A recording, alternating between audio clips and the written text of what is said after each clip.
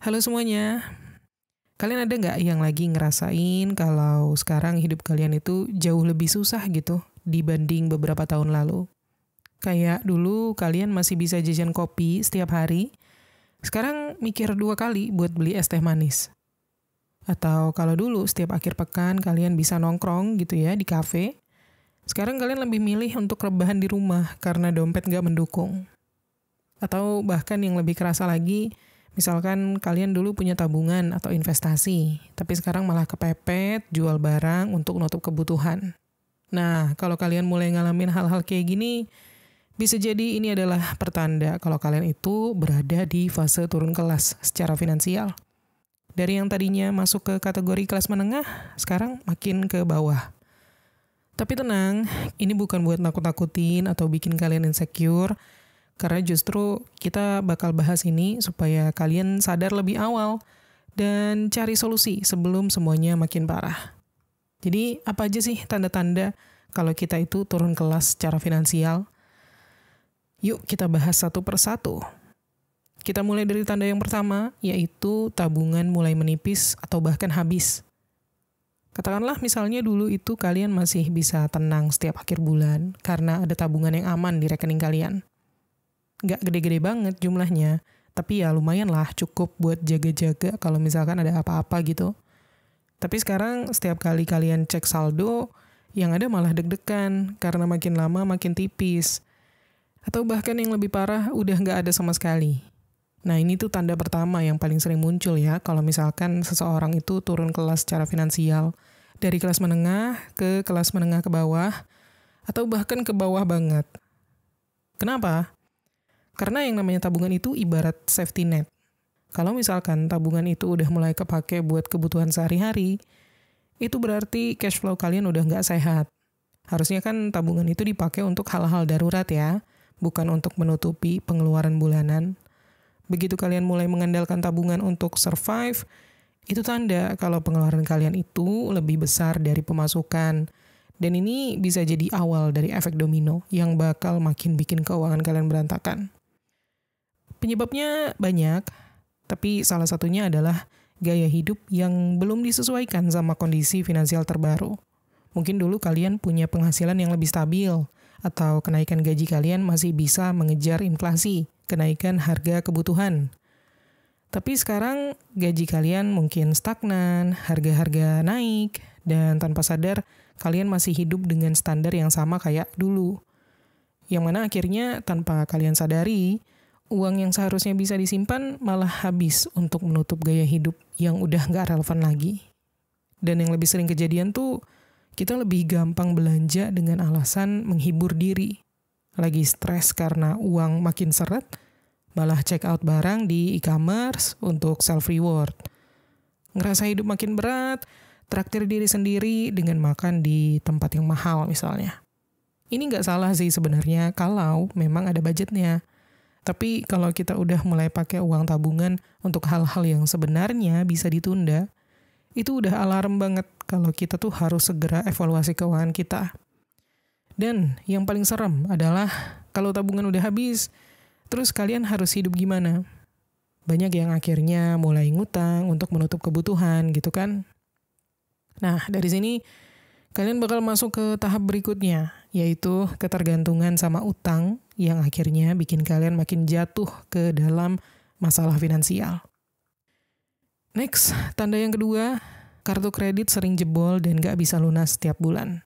Nah, kalau tadi tabungan udah mulai habis, tahap selanjutnya yang sering terjadi itu adalah kartu kredit yang makin jebol. Awalnya mungkin kalian cuma pakai buat hal-hal kecil, tapi lama-lama tiba-tiba limitnya hampir kepake semua. Dan yang lebih parah, kalian cuma bisa bayar minimum setiap bulan. Ini udah jadi tanda jelas banget kalau misalkan kalian itu lagi berada di fase keuangan yang gak sehat. Masalahnya, banyak orang yang menganggap kartu kredit itu kayak tambahan uang jajan ya. Padahal kan kartu kredit itu cuma alat bantu untuk transaksi. Uang yang kita pakai sekarang harus dibayar nanti. Kalau kita mulai pakai untuk kebutuhan dasar kayak beli bahan makanan, bayar tagihan, atau bahkan sekadar makan di luar, itu tanda kalau keuangan kita udah mulai goyah. Efeknya apa? bunga makin numpuk. Mungkin kita rasa bisa bayar minimum dulu lah, bulan depan pasti ada duit, kan gajian gitu. Nah, tapi disitulah jebakan utamanya. Begitu kita bayar cuman minimum, sisanya bakal kena bunga. Bulan depan kita bayar minimum lagi, bunganya makin numpuk. Lama-kelamaan, total tagihan kita jauh lebih besar dari yang awalnya kita pakai. Ini yang namanya efek snowball. Utang kita tuh bakal makin gede seiring waktu, kayak bola salju kalau digulung, dan makin susah untuk dilunasi. Penyebab utama kenapa kartu kredit itu bisa jebol, biasanya sih karena kebiasaan overspending ya, dari zaman penghasilan masih lebih oke.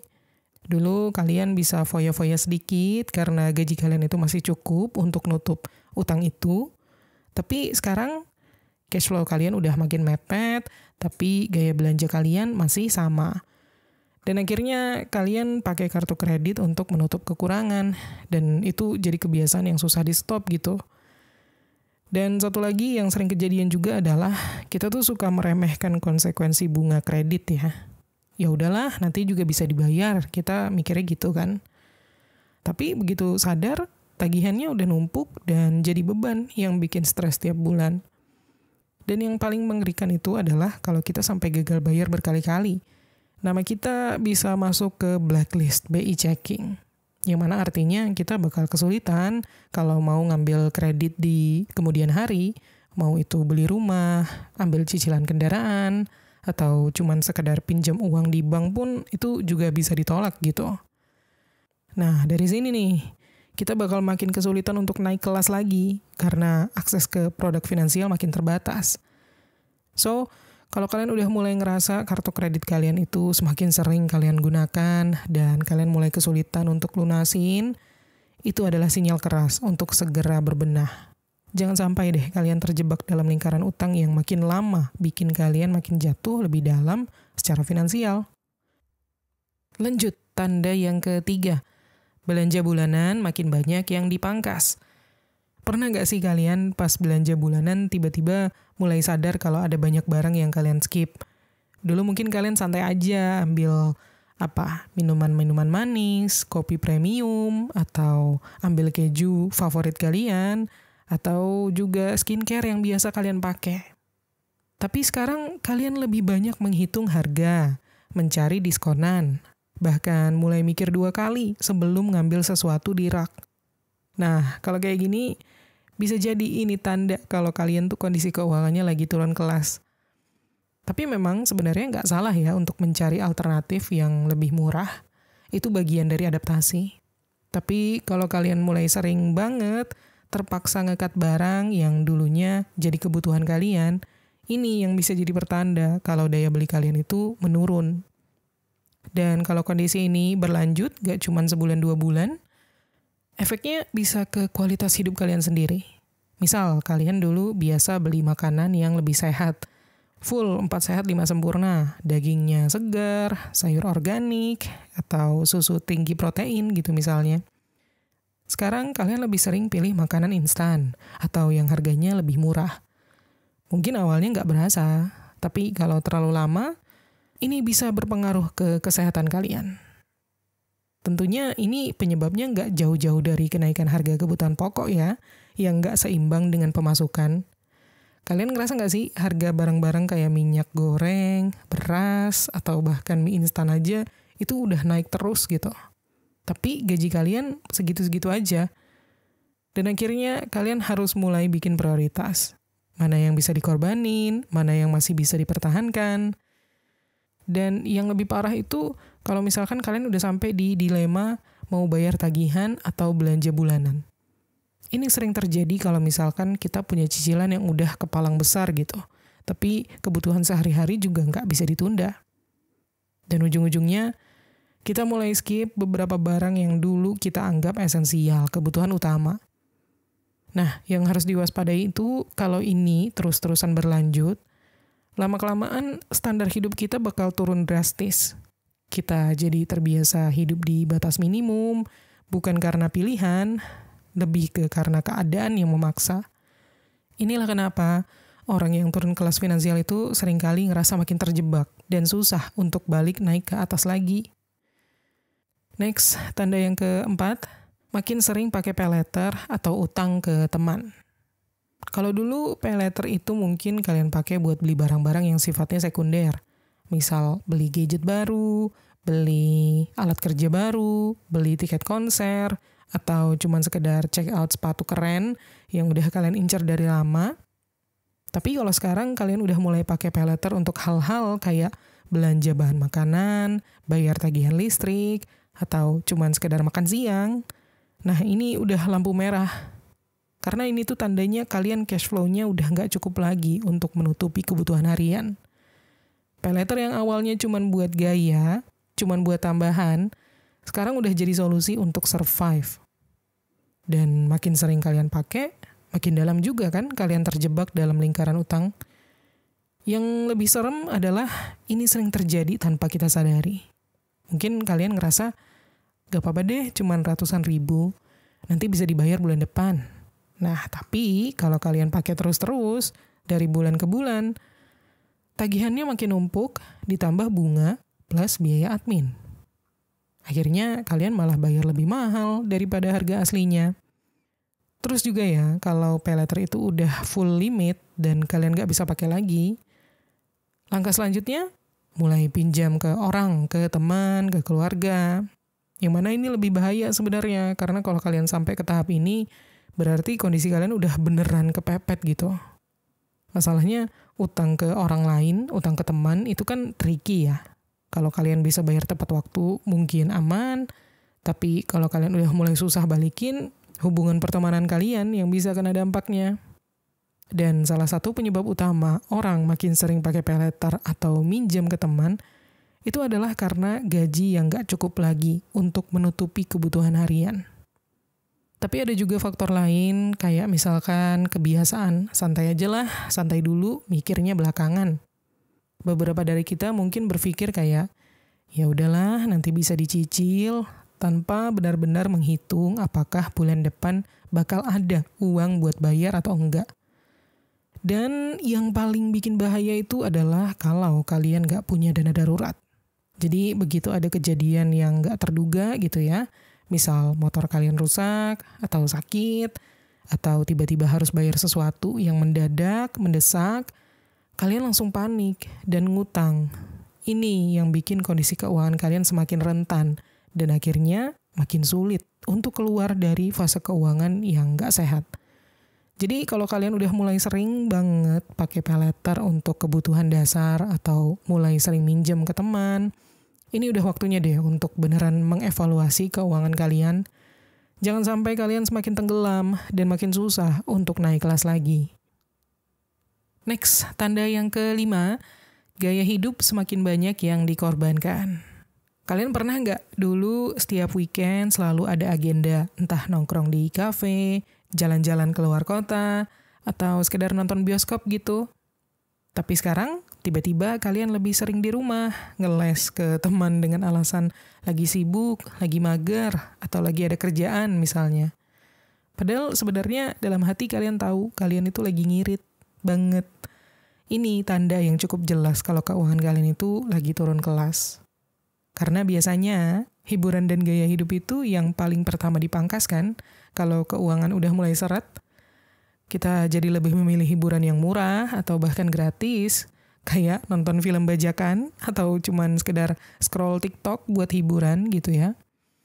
Kalau dulu kalian bisa santai aja untuk jajan boba atau pesan makanan online tanpa mikir ongkirnya. Tapi sekarang kalian lebih sering makan di rumah atau kalaupun jajan harus cari yang ada promo dulu.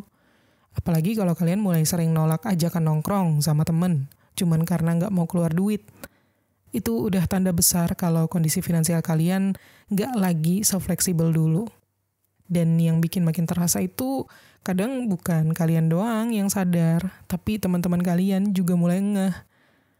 Mereka mungkin nggak langsung ngomong, tapi bisa jadi kalian mulai kurang diajak karena mereka tahu jawaban kalian itu pasti nanti aja deh, lagi penghematan nih. Dan ini gak cuman berpengaruh ke dompet aja ya, tapi juga ke kehidupan sosial. Kalau terlalu sering menolak ajakan orang untuk hangout, kita bisa kehilangan momen-momen penting sama teman-teman. Bahkan pelan-pelan bisa jadi makin jauh dari circle gitu.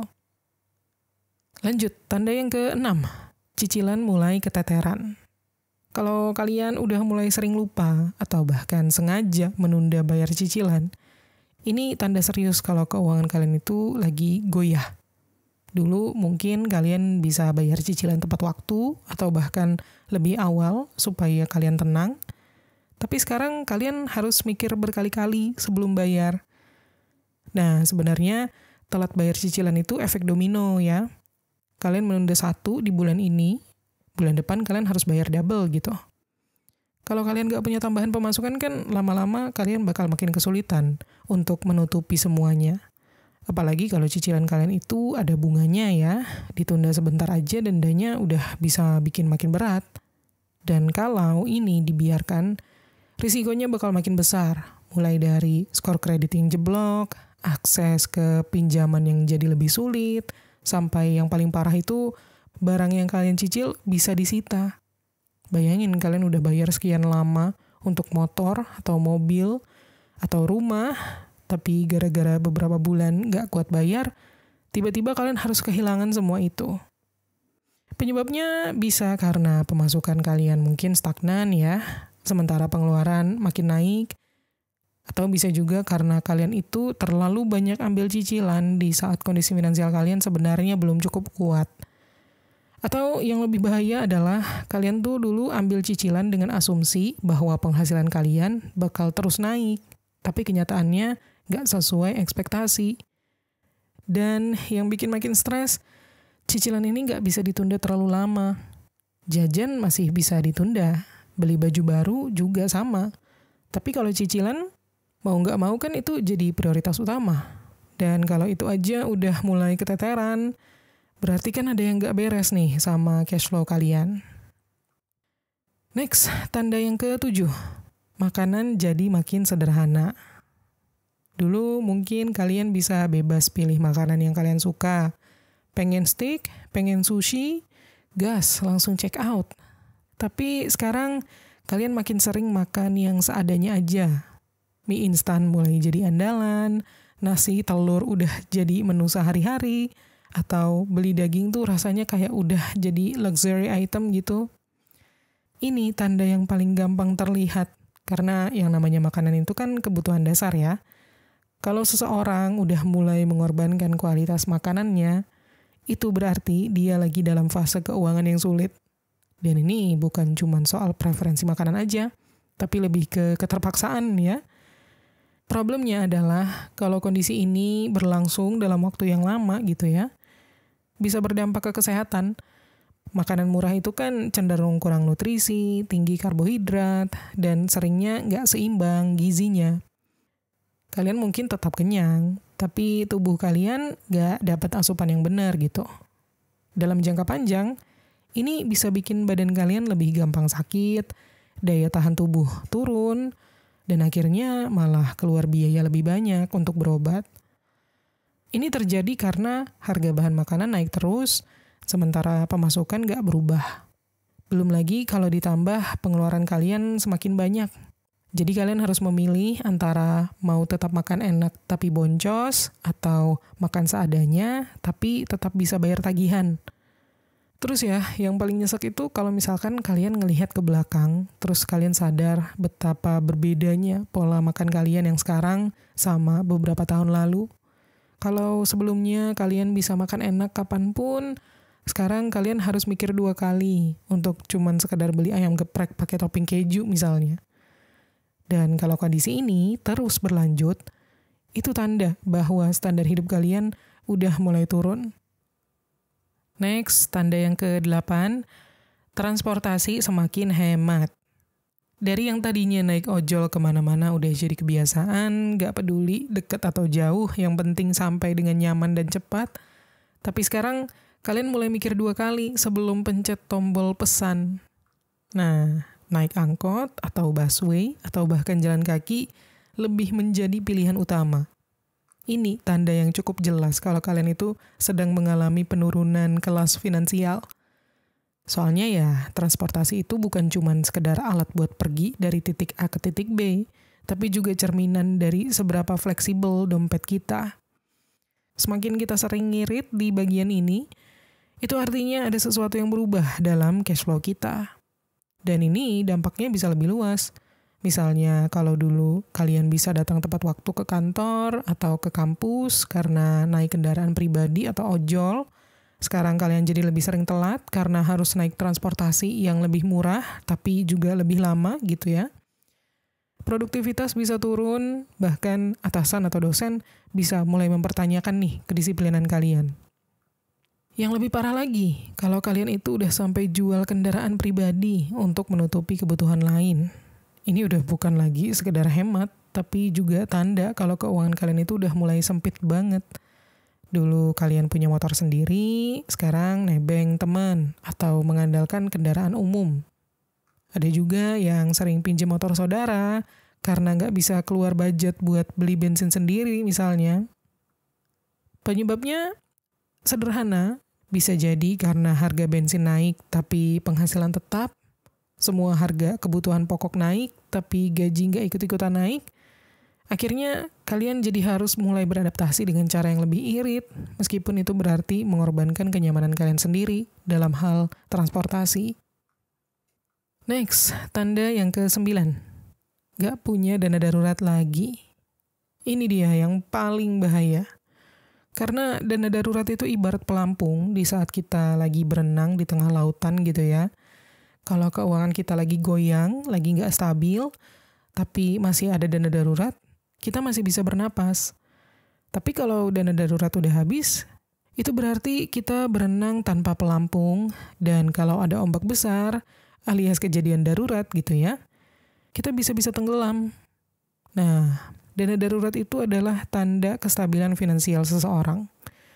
Orang yang keuangannya sehat pasti punya simpanan untuk jaga-jaga untuk situasi yang gak terduga, kayak kehilangan pekerjaan kah, sakit kah, atau ada pengeluaran mendadak lainnya. Jadi kalau dulu kalian punya dana darurat yang cukup untuk bertahan beberapa bulan tanpa pemasukan sama sekali, tapi sekarang kalian saldo tabungannya makin tipis, bahkan mungkin udah nol gitu ya. Setiap keadaan darurat, kalian jadi nggak bisa mengandalkan simpanan sendiri lagi kan? Nah, solusinya pinjam duit. Bisa ke teman, keluarga, atau yang lebih ekstrim pinjol, pinjaman online ya. Dan disinilah lagi-lagi efek dominonya mulai terasa. Begitu kalian mulai ngutang untuk keperluan mendadak, kalian masuk ke siklus yang sulit untuk keluar. Kalian ngutang untuk nutupin masalah sekarang, tapi di bulan depan kalian harus mikirin lagi gimana caranya bayar utang itu. Akhirnya setiap bulan kalian semakin terjebak, dan bukannya naik kelas, justru makin turun. Kehabisan dana darurat ini sebenarnya bisa jadi karena pengeluaran kita makin besar, sementara pemasukan udah nggak lagi cukup. Atau bisa juga karena kita harus pakai dana darurat untuk biaya hidup sehari-hari, bukan cuma buat keadaan darurat yang benar-benar penting gitu kan. Dan kalau udah sampai di titik ini, itu pertanda kalau kita harus segera mencari cara untuk memperbaiki kondisi keuangan sebelum semakin parah. Next, tanda yang ke-10, pindah ke tempat tinggal yang lebih murah. Pindah rumah atau tempat tinggal itu bukan hal yang aneh memang. Tapi kalau alasannya karena nggak sanggup bayar lagi, nah itu tanda jelas kalau kalian turun kelas secara finansial. Kalau dulu mungkin kalian bisa tinggal di apartemen yang nyaman, dekat kantor atau kampus, fasilitas yang lengkap. Sekarang kalian mulai cari kos-kosan yang lebih murah, atau rumah kontrakan di pinggir kota, atau bahkan terpaksa balik ke rumah orang tua. Nah ini dampaknya bisa lumayan besar ya. Pindah ke tempat yang lebih murah itu seringkali berarti harus beradaptasi dengan lingkungan baru yang mungkin gak sebaik sebelumnya. Dan bisa jadi lebih jauh dari tempat kerja, jadi makin boros waktu dan tenaga buat perjalanan gitu ya. Atau mungkin lingkungannya kurang nyaman, kurang aman, atau fasilitasnya nggak sebaik tempat tinggal sebelumnya. Dan kalau kalian sampai balik ke rumah orang tua, ini bisa jadi sinyal besar kalau keuangan kalian itu makin nggak stabil. Biasanya kan orang pindah ke rumah orang tua lagi tuh karena nggak ada pilihan lain. Sewa tempat tinggal makin mahal, pemasukan nggak cukup. Akhirnya ya satu-satunya cara untuk bertahan adalah balik ke rumah keluarga. Ini terjadi bisa karena pengeluaran yang makin membesar, atau karena sumber penghasilan kalian berkurang gitu ya. Mungkin juga kalian kehilangan pekerjaan, bisnis nggak jalan, atau ada pengeluaran mendadak yang bikin kalian harus cari opsi tempat tinggal lain yang lebih murah. Yang jelas intinya, kalau kalian sampai harus downgrade tempat tinggal, itu berarti kalian lagi mengalami perubahan besar dalam keuangan kalian. Dan kalau kondisi ini terus berlanjut tanpa ada usaha untuk memperbaiki situasi, kalian bisa-bisa makin sulit untuk naik kelas lagi. Next, tanda yang ke-11, barang-barang berharga mulai dijual. Ini nih tanda yang cukup nyesek. Dulu punya barang-barang yang bisa dibilang aset, kayak handphone flagship, atau laptop yang spek tinggi, atau kamera buat ngevlog gitu ya misalnya. Bahkan mungkin koleksi sneakers, atau jam tangan branded gitu. Tapi sekarang mulai satu persatu dijual untuk menutup kebutuhan hidup. Biasanya kita jual barang tuh karena ada keperluan mendesak ya. Bisa jadi butuh uang buat bayar kontrakan, nutup utang, atau sekedar bertahan sampai gajian berikutnya. Kalau dulu jual barang itu untuk upgrade ke versi terbaru, sekarang jual barang karena nggak punya pilihan lain. Ini jelas tanda bahwa finansial lagi nggak sehat. Dan yang lebih parah tuh kalau misalkan ini jadi kebiasaan. Awalnya jual barang yang nggak terlalu kepake, terus mulai jual yang sebenarnya masih dibutuhkan, sampai akhirnya yang benar-benar esensial pun harus dijual juga gitu. Laptop yang sebelumnya dipakai buat kerja, dijual. Motor yang biasa dipakai ke kantor juga dijual. Kalau udah sampai di tahap ini, itu berarti kondisi keuangan lagi darurat banget. Mungkin alasannya bisa jadi karena pemasukan turun, pengeluaran makin tinggi, atau nggak ada dana darurat yang bisa dipakai buat keperluan mendesak gitu ya.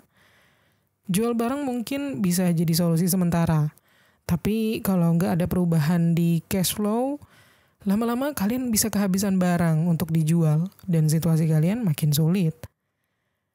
Next, tanda yang ke-12, asuransi dan investasi mulai dicairkan. Nah udah deh, kalau udah mulai masuk ke tahap ini, berarti keuangan kalian itu bukan lagi sekedar syarat ya, tapi udah benar-benar darurat. Karena asuransi dan investasi itu sebenarnya kan bagian dari perencanaan keuangan jangka panjang. Ketika kalian mulai mencairkan dua hal ini, berarti ada sesuatu nih yang salah. Asuransi itu ibarat jaring pengaman ya.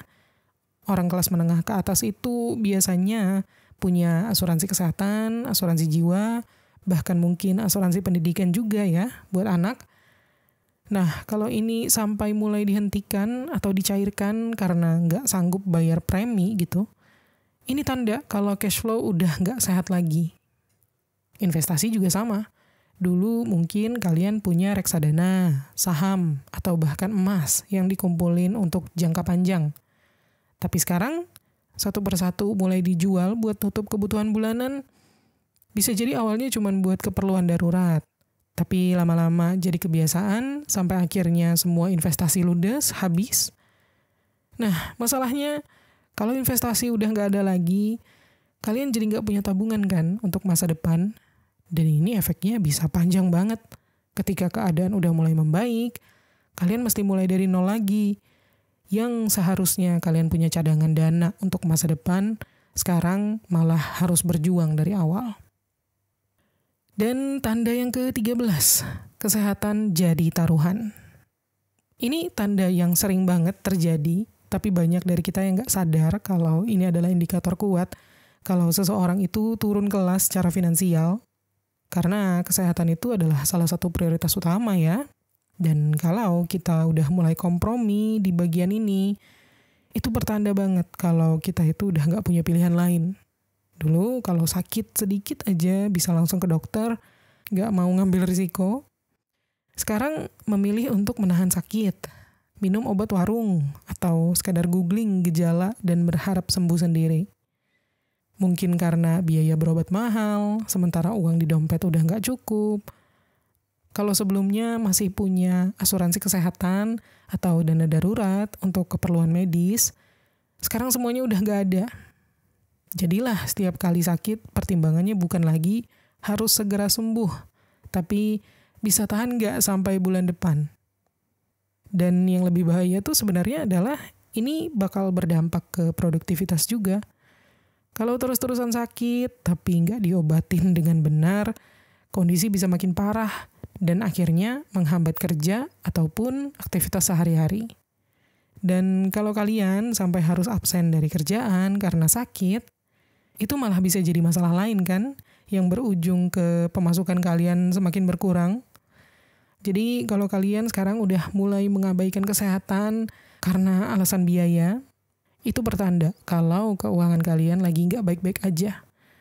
Dan kalau dibiarkan ya, bukan cuma finansial aja yang turun, tapi kualitas hidup kalian juga bisa ikut anjlok. Oke, itu tadi berbagai tanda kalau seseorang turun kelas secara finansial. Tapi kalau kalian ngerasa relate sama beberapa poin tadi, jangan langsung panik atau menyerah ya. Justru ini bisa jadi wake up call buat kalian untuk lebih aware sama kondisi keuangan kalian dan juga mencari cara untuk menjaga kestabilan finansial. Karena kita tahu hidup itu nggak selalu mulus, ada kalanya kita naik, ada kalanya turun. Yang penting adalah gimana cara kita menghadapi fase turun ini. Apakah cuma pasrah dan makin terpuruk? Atau mulai bangkit, evaluasi keuangan, dan cari strategi untuk bisa balik lagi ke kondisi yang lebih baik. Jadi buat kalian yang sekarang lagi struggling, tetap semangat ya. Coba cek cash flow kalian, atur ulang prioritas, dan kalau perlu, cari sumber pemasukan tambahan. Oke ya, segitu dulu episode kita kali ini. Semoga bermanfaat dan terima kasih udah nonton. Kita ketemu lagi di Menuju Kekayaan episode berikutnya.